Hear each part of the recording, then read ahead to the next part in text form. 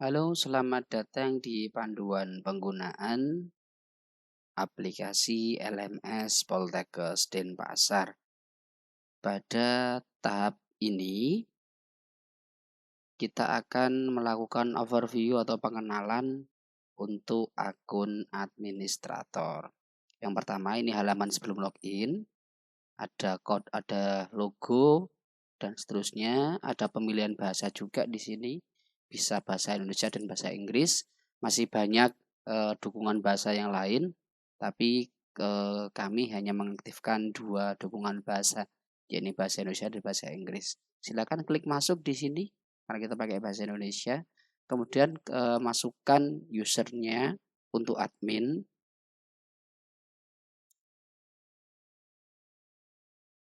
Kita pakai super admin ya namanya.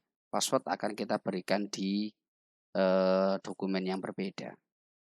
Baik, ini overview atau tampilan setelah kita login admin. Kita bahas satu persatu.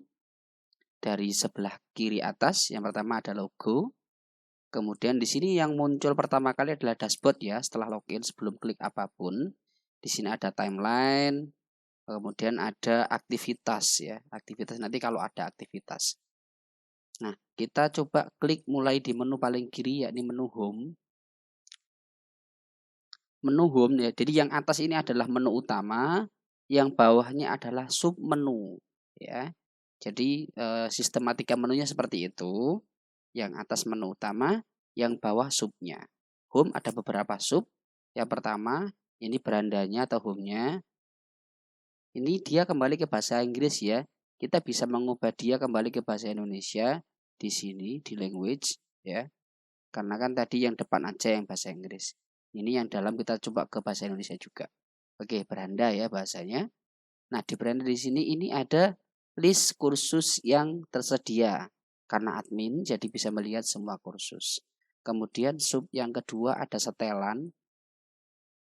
Ini untuk beberapa setting ya, setting utama yang ada di halaman depan. Halaman depannya LMS ya, mulai dari makanya bahasanya adalah beranda situs ya. Nanti kita akan bahas lebih detail satu persatu. Yang pertama ini nama lengkapnya LMS Poltek Denpasar. Kemudian ada deskripsinya. Kemudian ada front page-nya mau nampilkan apa. Di sini saya kasih default daftar kursus ya. Sebelum login ya. Kemudian itemnya juga sama. Kemudian untuk kategorinya kita bikin 3 sub ya. Kategori bawaannya 2 tapi karena Poltek minta 3. Nanti kita akan jelaskan bagaimana sih kategori dan 3 sub itu seperti apa. Kemudian jumlah kursus di beranda kita kasih maksimal 200 ya. Kemudian jumlah pengumuman 3, komentar 15. Oke. Nah, sub menu ketiga adalah peserta. Ini melihat keseluruhan peserta kelas yang ada di LMS. Dari kursus apapun ya. Dari kursus apapun ini akan ada peserta kelas di sini karena dia admin jadi ada menu ini. Nanti kalau dia dosen enggak bisa pakai menu ini. Kalau dosen dia lihatnya adalah per kursus. Jadi kursus ini atau kelas ini ada berapa pesertanya, kelas B ada berapa pesertanya dan seterusnya. Kemudian report di sini ada banyak sekali mulai dari rincian kompetensi, log dan seterusnya. Ada laporan aktivitas juga untuk pemantauan. Ini sering kami pribadi juga sering pakai untuk laporan aktivitas. Kita ingin bisa tahu ada aktivitas apa saja di LMS. Kemudian sub menu yang kelima itu adalah bank soal ya. Di Moodle itu disediakan bank soal di mana kita mengentry atau menginventarisir semua soal-soal ujian. Terutamanya kalau pilihan ganda yang bisa dimanfaatkan nantinya untuk kuis, untuk UTS, UAS atau mungkin asesmen yang lain. Jadi tidak perlu bikin soal setiap event ya, cukup bikin bank soal saja, masukkan semuanya di sini. Ketika ada event misalkan kuis tinggal ambil saja. mau ambil soal yang mana. Misalkan nanti di ketika UTS soalnya sama nih, sama kuis kemarin misalkan. Ya tinggal ambil aja yang awalnya masuk ke kuis, kemudian diambil lagi, dipakai untuk proses UTS. Dan masih ada beberapa, yakni ada bank konten, filter, dan penggunaan kembali kursus. Nah, ini menu ini nanti penting untuk admin. Kegunaannya adalah untuk backup dan restore.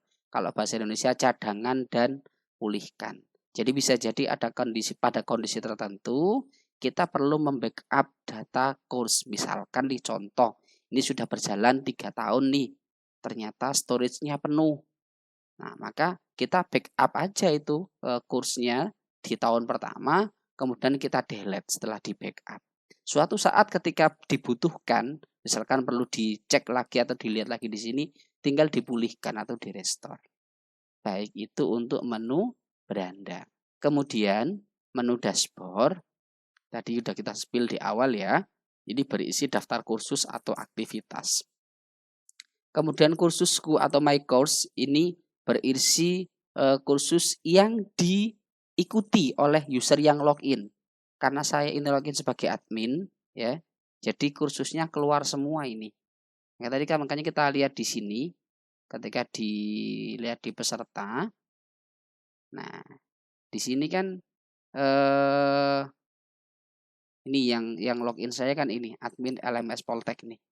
Nah, dia juga ada di dalam peserta. Ya. Karena dia admin sehingga dia masuk di semua kursus atau bisa melihat semua kursus. Padahal kalau kita lihat di sini social course misalkan, kita lihat pesertanya.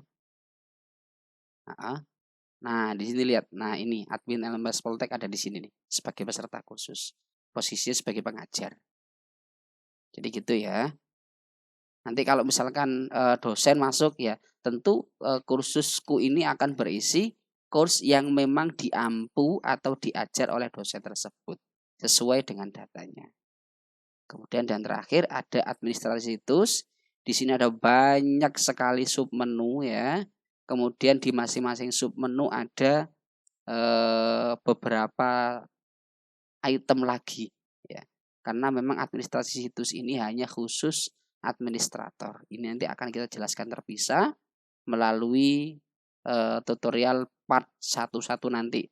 Umum kita ada tutorial sendiri, pengguna ada tutorial sendiri, kursus ada sendiri dan seterusnya. Karena pembahasannya akan panjang nantinya. Kemudian sebelah kanan ini ada notifikasi, ada menu info diskusi ini ya. Kemudian chat ya, lebih cepatnya chat. Dan ini ada info user ya, mulai dari profil, nilai, kalender, berkas pribadi, pilih bahasa, dan sampai exit. Dan terakhir di sini ada mode edit. Mode edit ini biasanya kita pakai ketika melaksanakan perkuliahan.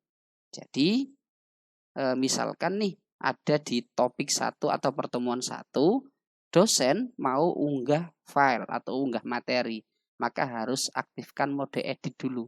Karena kalau modenya mode read, dosen tidak bisa unggah materi. Bisanya hanya membaca atau mengakses materi, bukan mengunggah atau membuat aktivitas baru seperti itu juga bisa.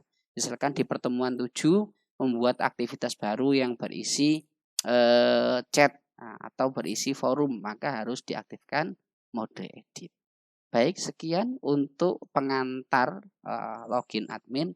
Nanti kita ketemu lagi di panduan berikutnya. Kita akan spesifik membahas administrasi situs. Terima kasih.